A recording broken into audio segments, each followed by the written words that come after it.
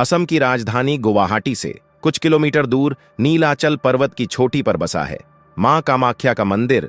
एक ऐसी जगह जहां आस्था और रहस्य एक दूसरे से गूंथे हुए हैं। मंदिर की लाल पत्थरों की दीवारें, आसमान को छूता खुला गर्भगृह और हवा में गूंजती मंत्रों की आवाज, ये सब कुछ ऐसा है जैसे समय यहां ठहर सा गया हो। सितंबर का महीना था और अंबुबाची मेला शुरू होने वाला था। वह समय जब मां कामाख्या की शक्ति अपने चरम पर होती है। कहते हैं इस मेले में मंदिर 3 दिन बंद रहता है क्योंकि मां अपने मासिक धर्म के चक्र में होती हैं। जब मंदिर खुलता है तो वहां रखा सफेद कपड़ा लाल रंग से रंगा हुआ मिलता है।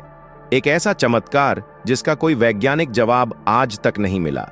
प्यारे भक्तों, आधा अधूरा ज्ञान सुनना या छोड़ देना दुख और पाप का कारण बनता है। इसलिए इस घटना को अंत तक अवश्य देखें। अगर आप भी मां कामाख्या देवी के सच्चे भक्त हैं तो इस वीडियो को लाइक करके चैनल को सब्सक्राइब जरूर करें और कमेंट में जय माता दी जरूर लिखें। तो चलिए बिना किसी विलंब के शुरू करते हैं। इसी मेले की भीड़ में एक 35 साल की महिला सारिका मेहरा अपने 10 साल के बेटे आदित्य को गोद में लिए मंदिर की सीढ़ियां चढ़ रही थीं। सारिका दिल्ली की एक सिंगल मदर थी जो अपने बेटे की जिंदगी बचाने की आखिरी उम्मीद लेकर यहां आई थी। आदित्य को 1 साल पहले एक दुर्लभ बीमारी ने जकड़ लिया था, स्पाइनल मस्कुलर एट्रोफी। डॉक्टरों ने साफ कह दिया था कि आदित्य की मांसपेशियां धीरे धीरे कमजोर हो रही हैं और शायद वो 1 साल से ज्यादा न जी पाए। दिल्ली के तमाम बड़े अस्पतालों में इलाज करवाया लेकिन कोई फायदा नहीं। दवाइयां, इंजेक्शन और लाखों रुपये खर्च होने के बाद भी आदित्य अब चल नहीं पाता था। उसकी छोटी सी मुस्कान अब दर्द में डूबी रहती थी। सारिका की जिंदगी पूरी तरह से आदित्य के इर्द गिर्द सिमट गई थी। 1 साल पहले जब उसका पति रवि एक कार एक्सीडेंट में चल बसा, तब से सारिका ने खुद को संभाला था, लेकिन आदित्य की बीमारी ने उसे तोड़ दिया। एक रात जब वो अस्पताल के बेड के पास बैठी रो रही थी, तभी उसकी ननद शालिनी ने उसे एक पुरानी डायरी दी। डायरी में लिखा था, कामाख्या माता की कृपा से असंभव संभव हो जाता है। मेरी मां को लकवा मार गया था, लेकिन मां कामाख्या के दर्शन से वो ठीक हो गईं। ये डायरी सारिका की सास की थी। शालिनी ने कहा, दीदी तुम्हें वहां जाना चाहिए, मां कामाख्या सब ठीक कर देंगी। सारिका ने पहले हंसकर टाल दिया, ये सब अंधविश्वास है शालिनी, मैं एक टीचर हूं, विज्ञान में यकीन करती हूं। लेकिन रात को जब आदित्य ने दर्द से कराहते हुए कहा, मम्मी मुझे डर लग रहा है, तो सारिका का दिल टूट गया। उसने उसी रात गुवाहाटी की फ्लाइट बुक कर ली। अब वो यहां थी, नीलाचल की सीढ़ियों पर, आदित्य को गोद में लिए एक अनजान उम्मीद के सहारे। सीढ़ियां चढ़ते वक्त बारिश शुरू हो गई। असम की बारिश, तेज, ठंडी और बेकाबू। सारिका ने आदित्य को अपनी चुनरी से ढक लिया। रास्ते में मिले एक बुजुर्ग पुजारी ने उसे रोका, बेटी मेला शुरू होने वाला है, सावधान रहना। मां की शक्ति बहुत प्रबल है, जो सच्चे मन से आते हैं उन्हें आशीर्वाद मिलता है, लेकिन जो गलत इरादे से आते हैं वो। पुजारी रुक गया, जैसे कुछ कहना चाहता हो लेकिन डर गया। सारिका ने पूछा, वो क्या बाबा? पुजारी ने सिर्फ इतना कहा, मां सब देखती हैं, और फिर वो भीड़ में गायब हो गया। मंदिर परिसर में पहुंचते ही सारिका के रोंगटे खड़े हो गए। हवा में एक अजीब सी गंध थी, अगरबत्ती, फूल और कुछ ऐसा जो खून जैसा लगता था। मंदिर के बाहर तांत्रिकों की भीड़ थी। कोई मंत्र पढ़ रहा था, कोई बकरे की बलि की तैयारी कर रहा था। एक तांत्रिक ने सारिका को देखकर कहा, बेटी बलि चढ़ाओ, मां प्रसन्न होंगी। सारिका ने मना कर दिया, मैं सिर्फ दर्शन करने आई हूं। तांत्रिक ने रहस्यमयी मुस्कान के साथ कहा, दर्शन ठीक है, लेकिन मां की शक्ति को कम मत समझना। यहां जो होता है वो दुनिया से परे है। मंदिर का गर्भगृह अंधेरा था। कोई मूर्ति नहीं, सिर्फ एक पत्थर का योनि रूप जिसके नीचे एक छोटा सा झरना बह रहा था। पानी लाल था जैसे खून। श्रद्धालु इसे स्पर्श करते, प्रार्थना करते। सारिका ने आदित्य को नीचे उतारा और दोनों ने हाथ जोड़े। मां मेरे बेटे को बचा लो, मैंने सब कुछ खो दिया, बस ये बचा है। आदित्य की आंखें बंद थीं, लेकिन उसने अचानक कहा, मम्मी मुझे कुछ सुनाई दे रहा है, कोई औरत गा रही है। सारिका चौंक गई। क्या बेटा, यहां तो कोई नहीं है। लेकिन आदित्य ने फिर कहा, वो लाल साड़ी में है, वो मुझे बुला रही है।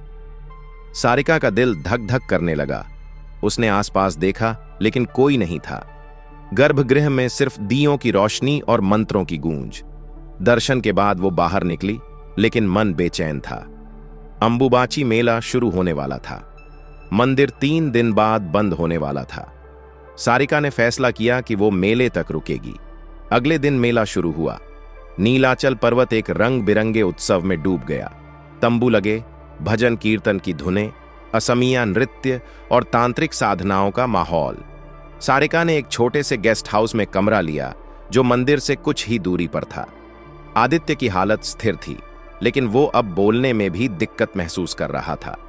रात को सारिका सो नहीं पाई। बाहर मंत्रों की आवाजें थीं और कभी कभी ऐसी चीखें सुनाई देती जो रोंगटे खड़े कर दें। दूसरे दिन एक स्थानीय लड़की ममता से सारिका की मुलाकात हुई। ममता मंदिर में फूल बेचती थी। उसने बताया, दीदी, ये मेला कोई साधारण मेला नहीं। कहते हैं मां कामाख्या इस दौरान सबसे ज्यादा सक्रिय रहती हैं। लेकिन सावधान रहना, कुछ तांत्रिक यहां गलत साधनाएं करते हैं। पिछले साल एक तांत्रिक ने मां की शक्ति को चुनौती दी थी। उस रात मंदिर के बाहर आग की लपटें उठी थीं और वो तांत्रिक फिर कभी नहीं दिखा। सारिका को ये बातें डरावनी लगीं, लेकिन उसका ध्यान सिर्फ आदित्य पर था। उसने ममता से पूछा, क्या मां सच में चमत्कार करती हैं? ममता ने मुस्कुराते हुए कहा, दीदी, मेरी मां को कैंसर था। डॉक्टरों ने जवाब दे दिया था। लेकिन पिछले मेले में मां ने दर्शन किए और जब मंदिर खुला तो वो लाल कपड़ा, उसमें मेरी मां का चेहरा उभरा था। आज वो ठीक है। यह सुनकर सारिका की आंखों में चमक आ गई। लेकिन तभी ममता ने धीमी आवाज में कहा, पर एक बात बताऊं, मां की शक्ति हर किसी के लिए नहीं। जो लोग शुद्ध मन से नहीं आते, उनके साथ कुछ ऐसा होता है जो समझ से परे है। तीसरे दिन मंदिर बंद हो गया। अंबुबाची मेले का सबसे महत्वपूर्ण हिस्सा शुरू हुआ। मंदिर के दरवाजे बंद थे और पुजारी सफेद कपड़ा गर्भगृह में रखकर चले गए। बाहर भीड़ बढ़ती जा रही थी। सारिका और आदित्य तंबू में थे। रात को अचानक एक तेज हवा चली। आसमान में बादल घने हो गए और बिजली कड़कने लगी। तंबू के बाहर एक अजीब सी साएं साएं की आवाज सुनाई दी। सारिका ने बाहर झांका तो देखा कि कुछ तांत्रिक एक चौराहे पर हवन कर रहे थे। आग की लपटें इतनी ऊंची थीं कि लग रहा था जैसे आसमान को छू लेंगी। अचानक एक चीख गूंजी। भीड़ में हड़कंप मच गया। सारिका ने देखा कि एक तांत्रिक जमीन पर गिरा हुआ था। उसकी आंखें सफेद हो रही थीं और मुंह से झाग निकल रहा था।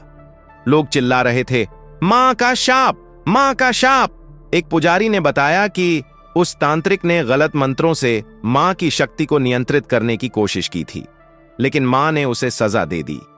सारिका डर गई। उसने आदित्य को सीने से लगा लिया, लेकिन आदित्य ने फिर कुछ ऐसा कहा जो उसे चौंका गया। मम्मी, वो औरत फिर आई। वो कह रही है, डर मत, मैं हूं। सारिका ने पूछा, कौन बेटा? लेकिन आदित्य की आंखें बंद हो गईं। उसकी सांसें धीमी हो रही थीं। सारिका घबरा गई। उसने गेस्ट हाउस के मालिक को बुलाया, लेकिन कोई डॉक्टर उपलब्ध नहीं था। रात के 2 बज रहे थे और बारिश तेज हो रही थी। तीसरे दिन सुबह मंदिर के दरवाजे खुलने वाले थे। सारिका ने आदित्य को गोद में उठाया और भीड़ में शामिल हो गई। उसकी आंखें नम थीं, लेकिन मन में एक अजीब सा विश्वास था। मंदिर के दरवाजे खुले, पुजारी अंदर गए और जब वो बाहर आए तो उनके हाथ में वो सफेद कपड़ा था, लाल रंग से रंगा हुआ। लेकिन इस बार कपड़े पर एक आकृति उभरी थी, एक छोटे बच्चे का चेहरा। भीड़ में सन्नाटा छा गया। पुजारी ने चिल्लाकर कहा, मां की कृपा, यह चमत्कार है। सारिका का दिल धड़कने लगा। वो आकृति वो आदित्य जैसी थी। उसने आदित्य को देखा जो उसकी गोद में था। अचानक आदित्य की आंखें खुलीं। उसने कहा, मम्मी, मुझे अच्छा लग रहा है। सारिका ने उसे छुआ। उसका शरीर गर्म था, लेकिन सामान्य। उसकी सांसें तेज हो रही थीं। भीड़ ने देखा और लोग चिल्ला उठे, मां का चमत्कार, मां का चमत्कार। सारिका गर्भगृह की ओर बढ़ी। अंदर का माहौल बदल गया था। लाल पानी का झरना तेजी से बह रहा था। अचानक एक तेज रोशनी चमकी और गर्भगृह में एक ध्वनि गूंजी, जय माता कामाख्या। आदित्य ने अचानक अपने पैर हिलाए। सारिका अवाक रह गई। उसने आदित्य को नीचे उतारा और वो चलने लगा, पहले धीरे धीरे फिर तेज। भीड़ ने देखा और लोग रोने लगे। एक पुजारी ने कहा, मां ने इस बच्चे को नया जीवन दिया। लेकिन चमत्कार यहीं नहीं रुका। उस रात जब सारिका और आदित्य गेस्ट हाउस लौटे तो आदित्य ने कुछ ऐसा कहा जो सारिका के रोंगटे खड़े कर गया। मम्मी, मां ने कहा कि वो मेरे साथ दिल्ली जाएंगी। सारिका ने हंसकर टाल दिया। लेकिन अगली सुबह जब वो सामान पैक कर रही थी तो उसे आदित्य की दवाइयों की बोतल में एक छोटा सा लाल कपड़ा मिला। उस पर वही आकृति थी, मां कामाख्या की। दिल्ली लौटने के बाद आदित्य का टेस्ट हुआ। डॉक्टर हैरान थे। यह असंभव है, उसकी बीमारी के सारे लक्षण गायब हैं। आदित्य अब स्कूल जाता, दौड़ता और अपनी पुरानी जिंदगी जीने लगा। लेकिन सारिका का मन शांत नहीं था। वो लाल कपड़ा, वो आकृति, वो मां की आवाज, क्या ये सब सच था या सिर्फ एक भ्रम? एक रात जब वो सो रही थी, उसे सपने में लाल साड़ी वाली औरत दिखी। उसने कहा, सारिका, मेरी शक्ति को दुनिया को बताओ, लेकिन मेरे रहस्य को रहस्य ही रहने दो। सुबह उठते ही सारिका ने वो लाल कपड़ा एक छोटे से मंदिर में रख दिया। उसने कभी किसी को नहीं बताया कि वो कपड़ा कहां से आया। लेकिन हर साल वो और आदित्य गुवाहाटी जाते मां के दर्शन करने। दोस्तों, इस वीडियो को अपने दोस्तों, परिवार और रिश्तेदारों के साथ शेयर जरूर करें। और वीडियो पसंद आई है तो वीडियो को लाइक करके चैनल को सब्सक्राइब जरूर करें और कमेंट बॉक्स में जय माता दी जरूर लिखें। धन्यवाद।